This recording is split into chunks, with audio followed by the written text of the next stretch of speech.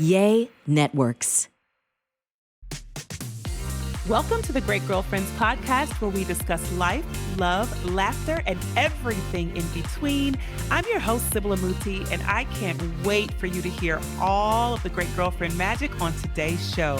So without further ado, grab something great to drink, grab your pen and your paper, and get ready for this week's episode. Enjoy! Great girlfriends, OMG. So I'm trying not to fangirl because, I could easily fangirl today. I mean, I could easily fangirl out because I'm sitting with a woman who just checks all the boxes in terms of excellence and intention and power and impact and authenticity.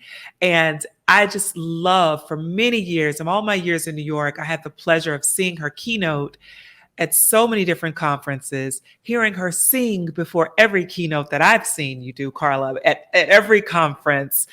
And just I've had the pleasure of reading books and just enjoying watching you be who you are. So I wanted to introduce to you today Carla Harris, who's a senior client advisor at Morgan Stanley, but she is also an all-star woman, the girlfriend of all girlfriends, someone that we can all sit at the feet of and learn about authenticity and excellence from. So welcome to the Great Girlfriends, Carla Harris. Well, thank you, Sybil, for having me on the Great Girlfriends. I am so excited to be here. Okay, it's more of my pleasure than yours. You know that, right? You know I'm excited. I don't know about that, girl. I don't know about that. It might be mutual here. I'm so excited. And I'm not going to ask you if you're going to sing before you speak today. I'm not going to ask that of you because you may not have your singing voice ready, though I think it is. But I am going to say how much I love that, Carla. Carla, that's probably one of the things that I love most about all of the brilliant accolades you have. I mean, you have every accolade under the sun, and you've been educated at the top schools in the world, and you have a long-standing veteran career on Wall Street. But I was first struck by you, Carla, probably 10 or 12 years ago at a Working Mothers Conference, and you came up and spoke, and you sang first. And I looked up to go, who is this? And then every time I saw you thereafter, there was a song before you spoke, and it was something that you wanted to share from your heart.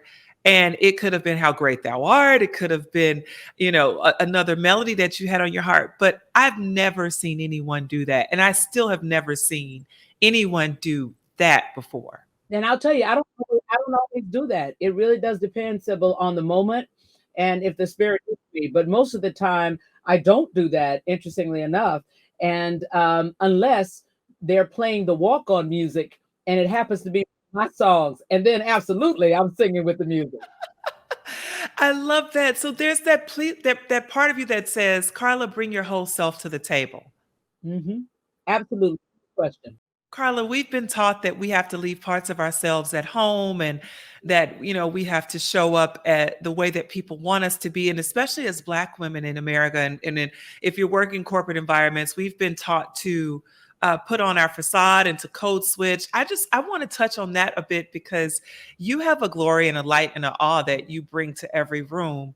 How have you learned to keep Carla at the forefront of this big career, this big life that you have? How have you learned to honor Carla at all times? Yeah, and I'll tell you, Sybil, it was more out of necessity than anything else, because I've always just been Carla. But when any of us get into these what I'll call unique situations, this rarefied air where you're the only whatever, the only woman, the only person of color, that you're playing a high stakes game. If things don't go well in the very beginning, your temptation is to say, oh, something must be wrong with me. Oh, maybe I should speak like Andy. Maybe I should walk like Nancy. Maybe I should show up like William. And before you know it, you start losing who you are. And the interesting and ironic thing is that the buyer knew what they were buying when they bought you. They were buying you, right? And when you abdicate who you are, that's when you create the competitive disadvantage. And, when I decided, wait a minute, I'm just going to be Carla, is after I had tried all these other things. When things weren't going well, I thought I needed to do it like this one, I do it like that one, and I copied exactly. And I was still getting feedback around mediocrity. I said, oh, wait a minute. Well, this is not working for me. So I might as well just be Carla. I have nothing to lose. And as I like to tease, Sybil, a black woman with nothing to lose is a dangerous animal. So I decided, Absolutely. hey, I'll just be Carla. And immediate connection with clients. And what's interesting is that when you value yourself enough to just be you, all of the magnificence of you comes shining through. And I found that in a relationship oriented business, trust is at the heart of the relationship. And when you bring your real self into that environment, people trust you, right? And so you get a chance to capture that relationship in a proprietary way. If you and I are talking to the same people, that person is going to experience Sybil differently than they experience Carla. There is no value or relative judgment as to which is better. It's a different experience. And that's Yes. what you have to own. And when you can just be you, you always outperform. You always excel. And let me just speak to one more thing. This idea of code switching. I am not a fan at all. And I try to discourage young professionals from this notion of code switching because any of us, especially people of color and women, any of us can put on a face and for a Hmm. period of time because we have been unconsciously socialized to do so. However, where you're going to really excel is where you can largely be you. And if you are committed to code switching every day, I'm going in the office, I better make sure that I look like this, speak like this, act like this. Okay, I'm going in with my family. Okay, I'm doing some nonprofit. If you keep doing that, it's going to wear you out and you will not be able to compete effectively, let alone win. The key to bring all of you into any environment all the time is number one, know who you are. And I don't say that lightly because we were all running around pre-pandemic so much that we failed to say, who am I in 2012 versus who am I in 2017? And you better be asking that question now because there isn't a person alive that hasn't been impacted by the COVID-19 crisis or the social unrest. So number one, know who you are. Number two, accept the fact that we're all multifaceted. There's not just one you. There's an intellectual you, there's a frivolous you, there's a listening you, a pensive you. We're all multifaceted. Own all those facets. And then the third key to bringing all of you into any environment, now you relax. Now you can relax and feel the energy in the room and decide in that moment which facet of you will connect authentically with the people on the other side of the conversation. I love that. I love that. I love that. Multifaceted. So I'm going to sit on that for a second because in 2013 I went to a conference and I had this moment with God where I started to recognize that I was operating as only one facet of who I was. And I felt like he was showing me like a diamond has so many facets, right? And Mhm. that's the value of a diamond is that you get to see when those different facets hit the light, you understand its value more than you did if there was only one facet. And it changed everything about the way I show up, Carla. And now I love how you have reminded us that the discernment of when to present a certain facet of who you are is important, but never to eliminate or to ignore the idea that there's so many pleasurable parts of who we are. Absolutely right. You got it. And from every angle that the light hits the diamond, each are fabulous. And there's a Yes. lot of them, Yes. right? And Yes. but you have to be self-aware enough to know which part of you is connected with that energy in the room. Hmm. And that also gives us permission to explore when we feel that we're evolving or pivoting. A few moons back, I think everybody's okay with pivoting now. I think the pandemic taught us that if there was a switch to make, you better make it. But Mhm. prior to that, people were very afraid to show up with in another face or another side of who they were, and afraid of the rejection of people going, "Who does Carla think she is now? Carla's ice skating, champion. How does Carla think she can do that? Plus all the other things she's doing, the judgment and ridicule. So people will shrink and Mhm. ultimately start to minimize. But I think now we're in a space where we understand the power of our facets. And I love what you said. It just hopefully someone is feeling released from the idea that they had to only be one Mhm. that if you could just hold up to the light, you get to see all your brilliance in the light. Absolutely. And listen, the pandemic freed us in more ways. I mean, I happen to be a glass half full kind of girl, Sybil, as you know. And so I see far more blessings and revelations that came out of the COVID-19 experience than the loss and the pain. And I am not minimizing at all the loss and the pain and the difficulty that transpired over these last 2.5, almost 3 years. But I'm choosing to underscore, the great revelations, the things that we learned, the fact that, as you pointed out, we did learn how to pivot, we did learn how resourceful we were, we did learn how to be innovative, we did learn who was essential and who wasn't essential, and that turned the whole thing on its head. There's so many things that we learned, and oh, by the way, we learned that we're all interconnected. There were Yes. people helping people who are unlikely bedfellows, if you will, but now can see the interdependency and the strength. So there are lots of things. The trick, however, will be not to revert when we no longer have that pressure.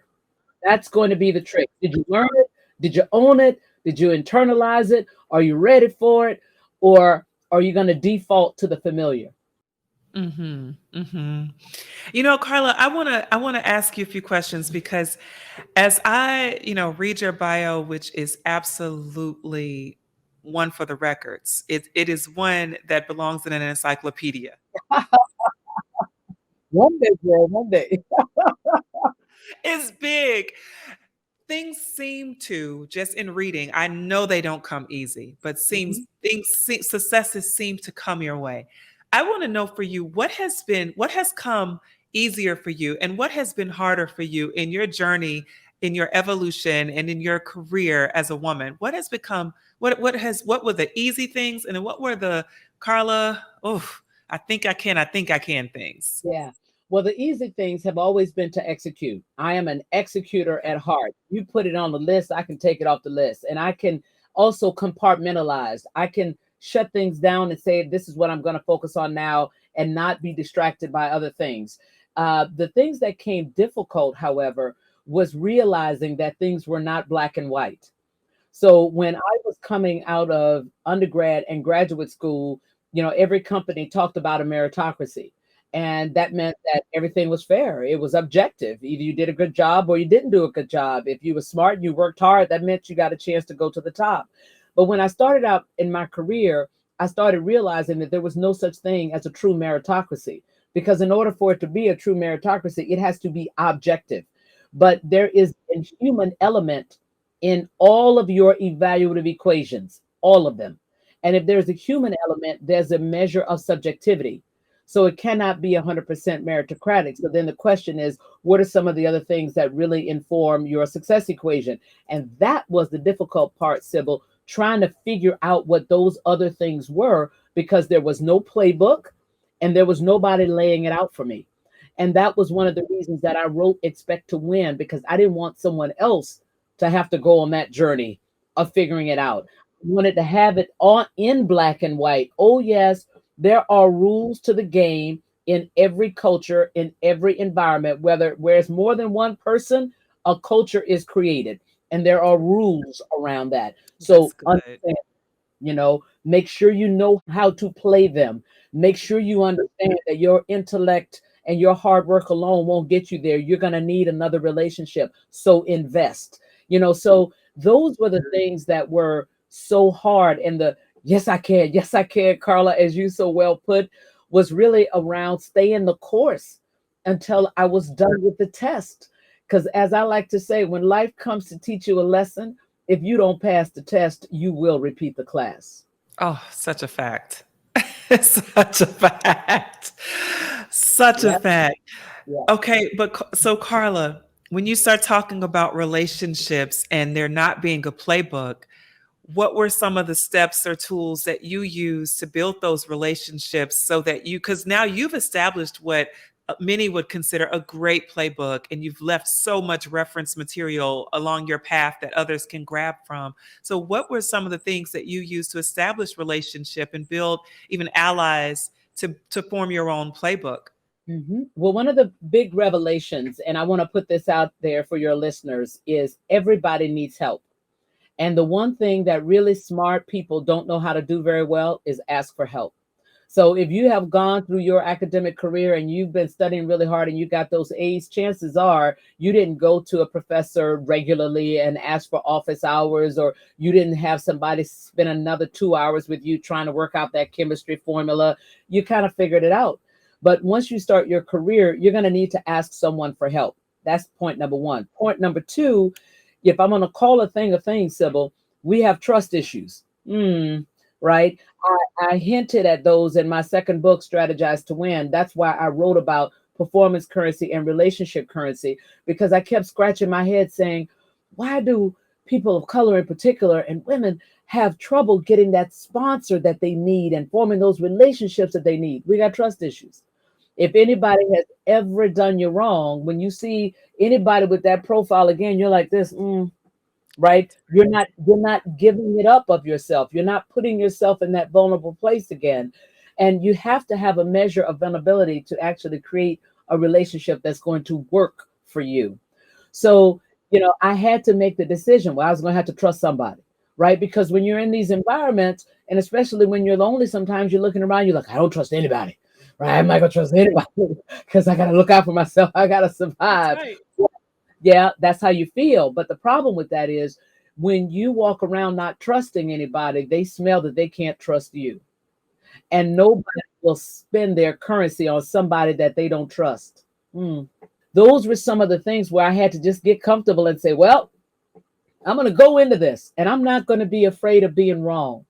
Because if it turns out that I can't trust Tom or I can't trust Mike, well, I'll learn that when I learned it and I'll go on to something else. But I'm not going to refrain from trying to build that relationship because of a measure of mistrust. So, how did I do it? I stepped up just like you do in your personal life. Think about the people who are close to you in your personal life. How did you get close together? Maybe you're thinking about that girlfriend you knew from college. Well, you guys met maybe in the registration line, or you sat next to each other in class. Then you started going to parties together. Then you went to the football games together. And then you started, consorting about this major, those classes together and planning. Well, it's the same thing in your professional environment. You find ways to have that frequency of touch. Hey, so-and-so, how you doing? How was your weekend? Hey, so-and-so, what you got going on for the weekend? Hey, I'm going down to get a Starbucks. Can I get you one? Right? Those little touches are the things that relationships in a professional environment are made of. Sometimes we forget that these are humans and we see people as their titles, and we miss the opportunity to just be human to one another, right? So building rapport and creating connection, those are very human aspects that each one of us brings to and we can bring to the table. And it supersedes titles many times, many Absolutely. times. Yeah. Absolutely. Yeah. And here's the secret. Yeah. You're afraid of them. They're afraid of you. That's a big secret, Carla, that you just opened.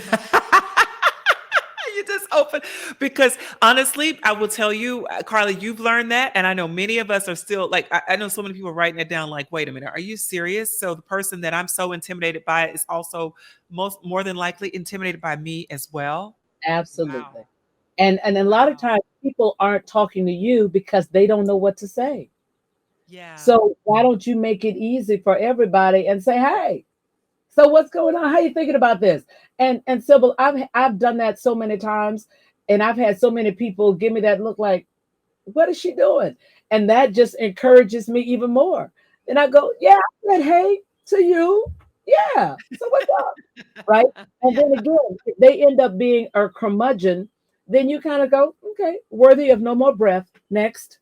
Because honestly, Carla, I think some of us get beat down by that, and we Yep. take one rejection and we assume it to mean all rejection, and we That's run exactly. with that notion. Yeah. So you dust those reject. How long do you give yourself to feel rejection, Carla? I feel like there's a time limit on that. Not, yeah, it is. Nanosecond.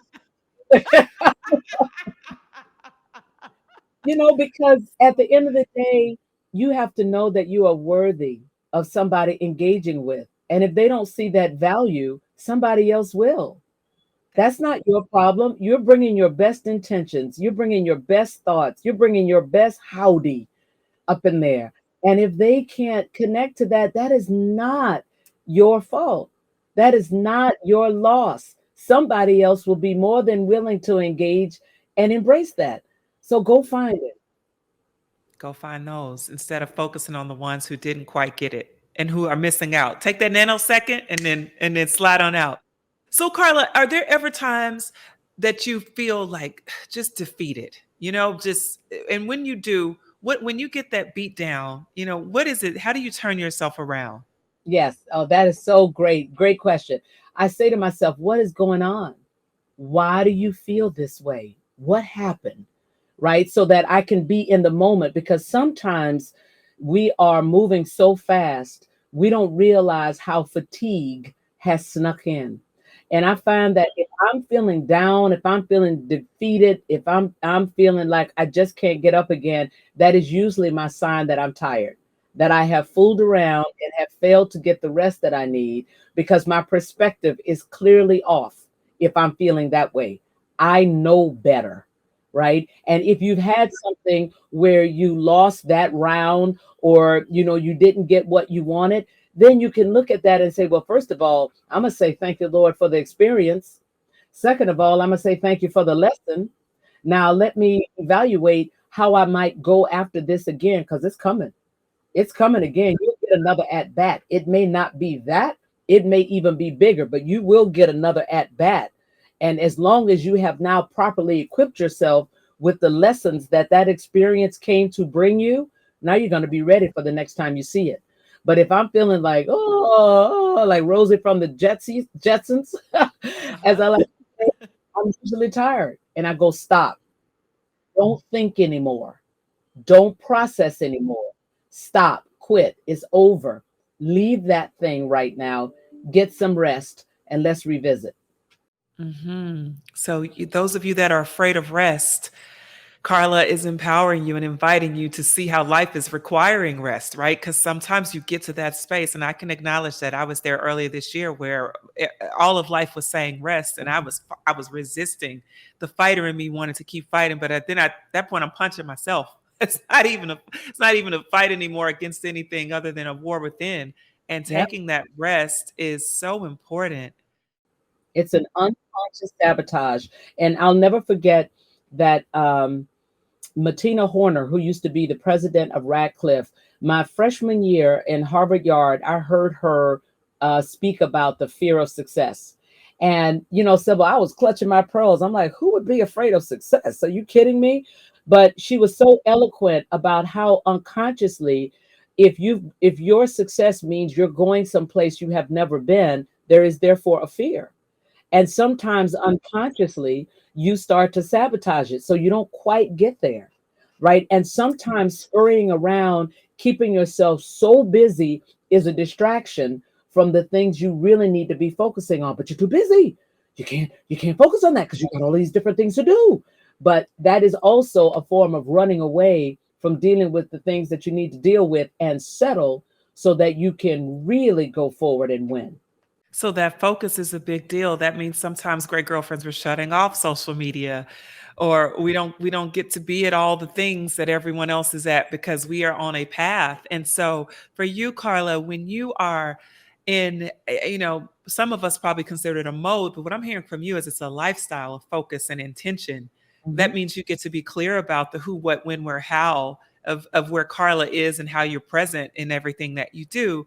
How do you decide, when to cut off your professional time from your personal time? And how have you learned to, I dare say, balance? I don't believe in it, but I don't know if you believe in balance, but I've I learned in do. harmony. I'm I like, do. you do? Oh my Yeah. gosh. Okay. You got to tell me your perspective on balance. But so let's talk about that. Cause now I'm like, talk about balance. I want to know. Yeah, I tell you, I write How about do it you in my learn? first book, chapter 9. I talk about balance. And balance for me, the definition is those things that bring you joy. Because work is not always going to bring you joy, your family's not always going to bring you joy, but having something in your day, every day, that brings you joy is what creates the balance. Because as I said, work sometimes may be a chore, drudgery. You just don't want to do it today. But if, for me, if I'm mentoring somebody, helping somebody solve a particular problem, singing, getting prepared for a concert, working out when I'm really on my weight loss regimen, whatever it is, if that thing is going to bring me joy, then that is the thing that gets me through the thing that's drudgery that day. So knowing what brings you joy, what's going to make you smile, what's going to make you feel good, and having that in your day every day is what creates balance. And then this concept of being able to, quote, get it all done. If you think about your identities as a professional person, as a partner, wife, husband, a mom, a great girlfriend, a philanthropist, sometimes all of those things are firing on all cylinders. Well, in those times, I put everything down on a piece of paper and I say, okay, who's got to be here today? The great girlfriend, because I got to talk to my girl. She's having trouble over here. And you know what? Mommy absolutely has to be 100% present. And oh, my husband probably hasn't gotten the attention that he needs over the last couple of days. Oh, you know what? I got 3 things I need to work on for clients. I put it down on a piece of paper.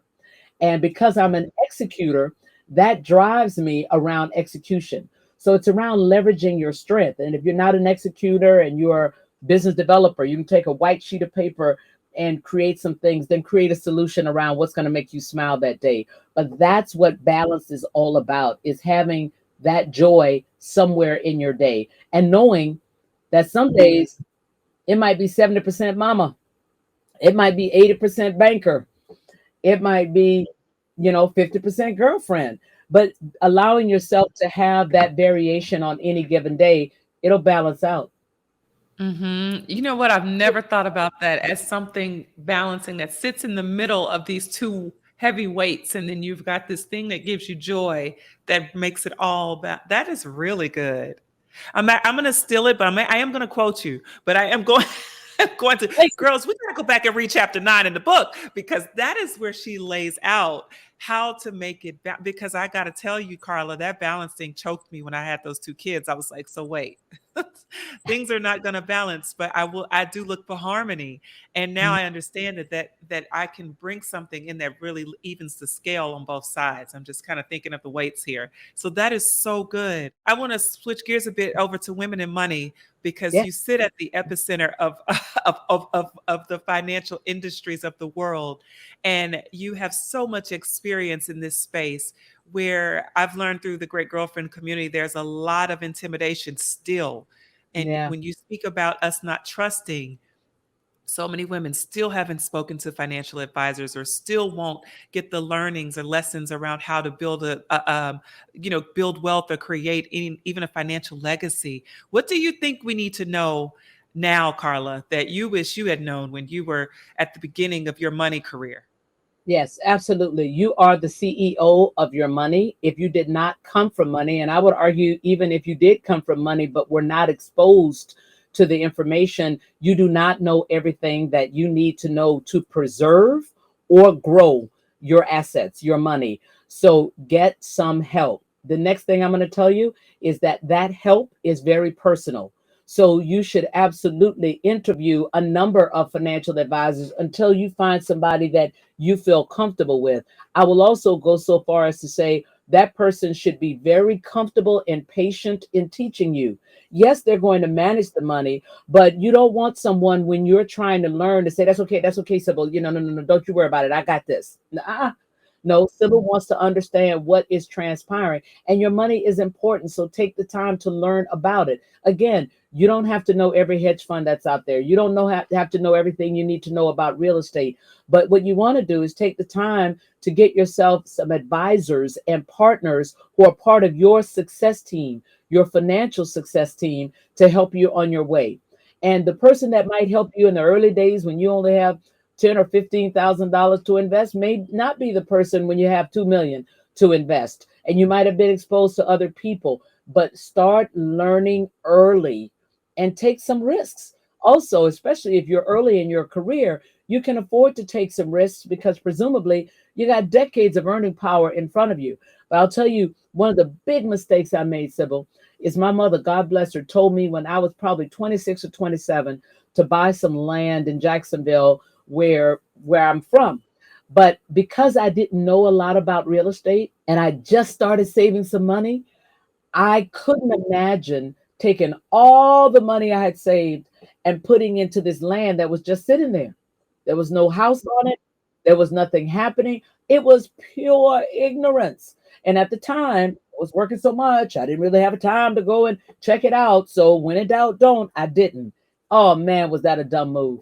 Within 4 years, that land sold for like quintuple. I mean, something crazy for what I would have paid for it. But at the time, not coming from money, not having money, finally seeing money in the bank was like, oh, let me look at it. Mhm. So, but if I had taken my own advice and talked to some of my friends who were smarter than I was around real estate, I probably would have made a different decision. So good. So good. So now speaking of friends and relationship, how important are your great girlfriends and how do you set aside the time to sustain? I know, it's like a thing. It's a whole lifestyle, Carla. But how do you set aside the time to really be present for them as well as all the other facets of your life? I got to tell you, I so value my great girlfriends and that I will drop almost anything to be there for them because I am really clear that they are there for me. You know, there's one of my great girlfriends that every time I get ready to write a book, I will give her a chapter or give her a thought about it. And even on Lead to Win, when I had some trepidation about whether or not I really want to write a leadership book, the affirmation that she gave me right off the bat was all I needed to just keep going forward because I know she is one of my straight, no chaser kind of girlfriends. She's going to tell me, whether it's good or whether it's bad. And anytime she calls me, she can say, girl, I need 5, I need 10, or I just need to talk, or let's go get some pie. I'll do it. And I have girlfriends that I have had for, I won't even say how many decades because that's going to reveal my age even more. But I've known since I was literally fourth and fifth grade who are my, ride or dies. So great girlfriends are important because I learned very early, in my 20s that relationships may come and go, but your great girlfriend is going to take care of you. She's going to be there at 3 o'clock in the morning if you want to cry about the same thing you cried about 4 times in a row in the last 4 days. She's going to be there to make sure your birthday is special, and that partner or that date may not show up on your birthday, but your girlfriend is going to make sure you have a great birthday, and your girlfriend's going to be there when your parents pass on. It's just I can't say enough about that, which is why I'm so proud of you in creating the Great Girlfriends podcast because it does underscore the power and the specialness of girlfriends. Oh, thank you so much. And yes, I mean, I found it to be a superpower and a super space, and I realized none of what I have in my life has been done on its own. It was always someone who was there to support and to pick me up and wipe me off and throw me back out there and tell me to tell me to keep going to reinforce that I am who I am and I deserve what I feel I'm worthy of. And so I'm always looking for that message to be amplified and shown evident. And it's a case study that I can prove over and over and over again that this friendship space is the powerhouse for everything else, every other merit space. And if we can get women to understand that and invest more in quality relationships, quality of life automatically skyrockets. It just does. Absolutely. Absolutely. And be that person for other people. There are lots of women, unfortunately, who feel like they can't trust other women because they've been scorned or they've been betrayed. But, that was a situation. And look at it as a situation that was supposed to teach you something, but not as something that says that you're not worthy of having a great girlfriend. And I think I decided when I was in seventh grade, Sybil, I can remember clearly that I wanted to be that girl that my friends could depend on. I wanted to be that girl that would never betray a secret. I wanted to be that girl that was never going to be jealous of you, but would always celebrate you and cheerlead for you and push you, or just listen. There was just something that felt good about the idea of being that girl. Yeah. Oh my goodness, Carla, I love that. That girl. You are indeed that girl. So, Carla, before I let you go, What is something that you've recently found yourself affirming? Maybe when you wake up in the morning or before you go to bed, what have you been saying to yourself that kind of reinforces who you are and where you're going? One of the things that I have been very focused on is this concept of playing big, right? And I'll tell you that I got this question a lot, which is why I so front in my mind. People said, "Well, all this time on Wall Street, do you have any regrets?" And I said, "No, no, no, no, not any regrets." And then I started thinking, "Oh yeah, maybe one," and that is I didn't play big enough. No matter how much success you think I might have had, I'm telling you, I didn't play big enough. So every day now, no matter what I'm doing, I stop and ask myself, are you playing big enough? Is it big enough? And to remind myself to really go for it because we have a finite time on this earth. And I have one really great girlfriend who I know that if she died today or tomorrow, she would have no regrets because she doesn't let anything cross her path that she wants to do that she doesn't do, no matter what it is, because she doesn't assume that she has tomorrow or next month or next year. If it hits her right here and she wants to do it, she gets started right away. And I have used that to inspire myself to move even faster and to play even bigger. So that is on my mind. It has been for the last 2 years since this pandemic. That is so powerful. Great girlfriends. Are you playing big? Is it big enough? That is so. It requires you to ask yourself: have I stretched the limits, and am I past the limit of the limit of the limit of the limit? Because the limit does not have to be the limit. Right. In your mind, do not live your life according to somebody else's report card. You have to define that big and that big enough and get excited that you try to push beyond it all the time. So, and then, I also remind myself all the time about whose I am and not who I am. And because of whose I am, I always have the power to be able to get it done. And like I said, that's what drove me to write Lead to Win, because I realized I kept feeling like I had so much to say about leadership in this moment. But, I had some trepidation around it because of the other leadership books that were out there. And man, I kept getting confirmation after confirmation. Oh, no, no, no. This is a different message. And you need to put that out there. So I'm very excited about that. hmm and it was big enough. It was big enough. Playing big and it was big enough. I love that, Carla. Carla, okay, I know I can't keep you forever. I'm going to have you back on. It's official. But where can the great girlfriends keep up with you on social media? And slide in your DM like I did. But where can Oh, they? yes, yes. I have a YouTube channel now, and you can get me on TikTok. It's at Carla Harris, and on Twitter and Facebook. I'm on and Instagram, and I have an amazing young lady working with me on the social media, and I'm on LinkedIn as well. But definitely, definitely, definitely, if you have questions or things you want to talk about, go to that YouTube channel because I am checking it and I will answer. And I will change the name to protect the innocent. So don't worry about that. But I'll put your answer there. Oh, I love that. Carla, thank you so much for your time. Thank you for your great girlfriendship and your devotion to even laying foundation for us to even pick up a playbook and have your mentorship available. And so, great girlfriends, if you want any of Carla's books, we have the first 3 copies of each book available to ship to you as a courtesy for being a great girlfriend and a listener and investing in you going to your next level. You email welcome@thegreatgirlfriends.com. We are giving away copies, 3 copies of each of Carla's books. So the first one of you to email, the first 3 of you to email for any one of those copies, you're taking one home and we'll have it shipped out to you. Carla, thank you so much for joining us today. We just appreciate you and I cannot wait to have you back. But you are most welcome, and thank you for having me, Sybil, and I'll come back anytime. All right, great girlfriends, did you enjoy this week's episode of the podcast? If so, would you please give us your amazing review on iTunes? Every single review helps another great girlfriend get plugged into the podcast and the community. Speaking of community, make sure you join our Facebook group at The Great Girlfriends. Follow us on Instagram at The Great Girlfriends and on Twitter at @the_great GFS. I'm Sybil Amuti and I'm out. Peace.